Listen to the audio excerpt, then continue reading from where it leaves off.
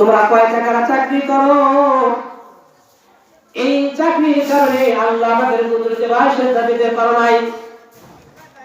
2 টাকা চাকরির পিছনে তোমার জিন্দেগি বরবাদ করে ফেলেছো। এই 2 টাকার চাকরির বিনিময়ে তোমার ঠিকানা তুমি জাহান্নাম করে ফেলেছো। হযরত ঈসা আলাইহিস সালাম এটা এমন একটা নবী যিনি তো তোমার মতো বাদশা ছিল। একটা সেকেন্ডের জন্য আমি আল্লাহর ইবাদত থেকে বলে নাই, একটা মুহূর্ত একটা সেকেন্ডের জন্য আমি আল্লাহকে বলে নাই। বাদশাহী ঠিক রাখছে, আমি আল্লাহ পাকের কুদরতি বাসিন্দা দিছে। 2 নম্বরে হযরত আইয়ুব আলাইহিস সালামকে সামনে পাশে বসে যখন তাকে বলা হবে তুমি কেমন অসুস্থ ছিলা, আমি তো হযরত আইয়ুব আলাইহিস সালামকে দীর্ঘ 18 বছর পর্যন্ত আমি রোগে আক্রান্ত রেখেছিলাম।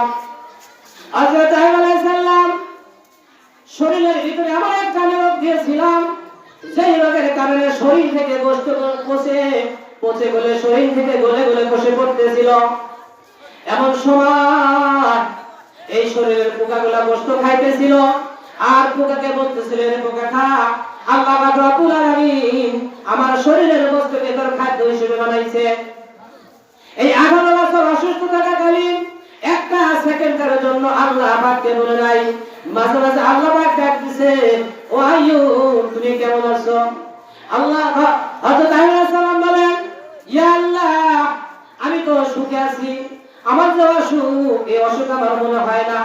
মালিক যখন তুমি ডাক দাও আমার শরীরের অসুখের কথা আমি ভুলে যাই, আমার রোগের কথা মনে হয় না। এমন অসুস্থ ছিল, এই অসুস্থ থাকাকালীন আল্লাহ পাকে একটা সেকেন্ডের জন্য ডাক দেওয়া বলে নাই।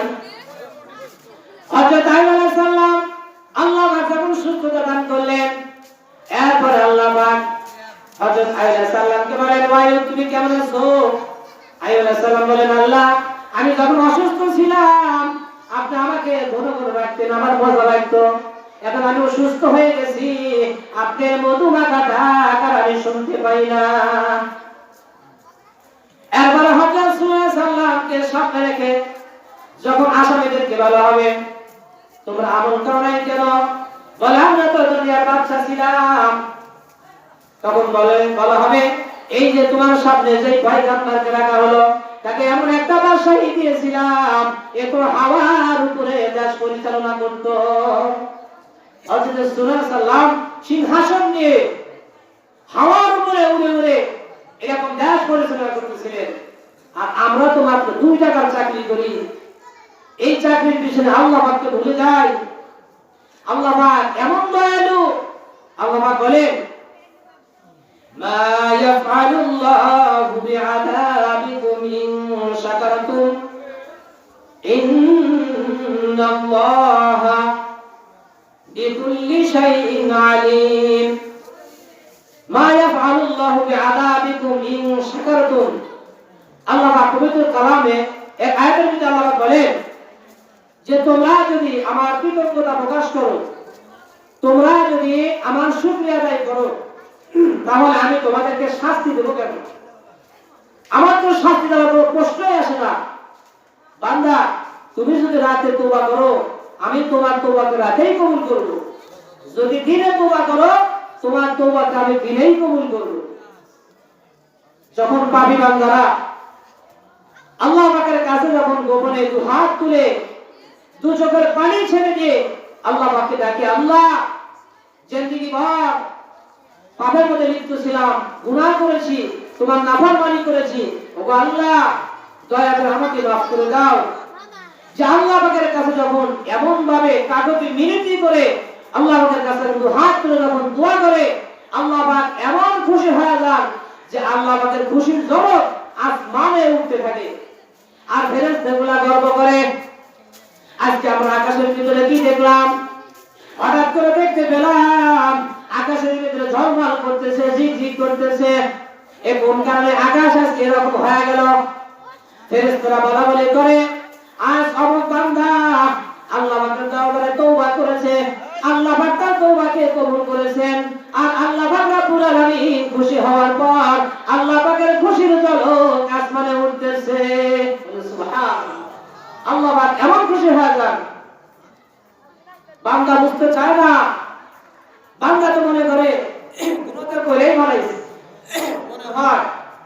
আল্লাহ আর ক্ষমা করবে না।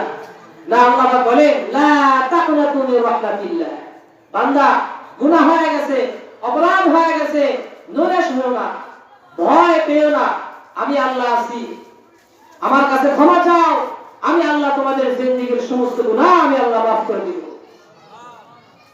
সম্মানিত উপস্থিতি, আমি মাহবুবদের সম্পর্কে একটা আমলের কথা বলে যাই, সময় বেশি নাই। আমার বড় ভাই শাহজামাল অপেক্ষা করতেছে, আমি মনে হয় বেয়াদবি করতেছি। তো ভাইজি দোস্তামি রহমতুল্লাহ আলাই, উনি মাহবুবকে একটু ভালো করে শুনবেন। ভাইজি দোস্তামি রহমতুল্লাহ আলাই উনি একটা নতুন পোশাক পরিধান করে রাস্তা দিয়ে একটা মজলিসে রওনা দিচ্ছেন। পথের ভিতরে একটা গাছ থেকে একটা পাখি এই বাইজি দোস্তামি রহমতুল্লাহ আলাই শরীরে পায়খানা করে দিচ্ছে। তো পাখি বাইজি দোস্তামি রহমতুল্লাহ আলাই বলে, পাখিকে বলতেছে যে হে পাখি, যদি তুমি ইচ্ছায় যদি আমার শরীরে পায়খানা করে দাও তাহলে ক্ষমা চাও, ক্ষমা করে দেওয়া হবে, আর যদি অনিচ্ছাকৃত যদি করে থাকো তাহলে তোমার শাস্তি হবে। তো বাইজি দোস্তামি রহমতুল্লাহ আলাই যখন এই প্রশ্ন করলেন পাখিকে, পাখি উত্তর দেয় না। এরপরে